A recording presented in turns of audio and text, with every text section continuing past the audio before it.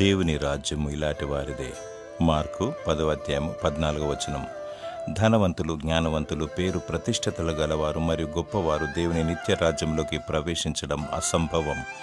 ఎంతటి వారైనా సరే అందులో చేరలేరు, దానిని స్వతంత్రించుకోలేరు. యేసు ప్రభువారు ఒక చిన్న బిడ్డని ఎత్తుకొని ఇలాంటి వారిదే పరలోక రాజ్యమని సెలవిచ్చాడు. దేవుడు మానవులను తన పోలిక చొప్పున తమ స్వరూపమందు నిర్మించాడు. దేవుడు నిర్మలుడు, నిష్కలంకుడు. అలాగే పిల్లలు కపటము లేనివారు, ఎప్పుడూ నవ్వుతూనే ఉంటారు.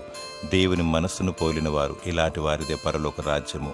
యేసు ప్రభువుని ఒప్పుకొని ఆయనను హృదయంలో చేర్చుకొని నమ్మి బాప్తిసం పొంది దినదినము దేవుని వెంబడించువారు పసిపిల్లల మనస్తత్వం గలవారు.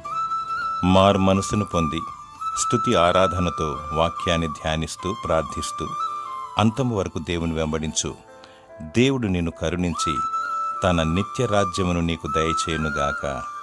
ఆమేన్.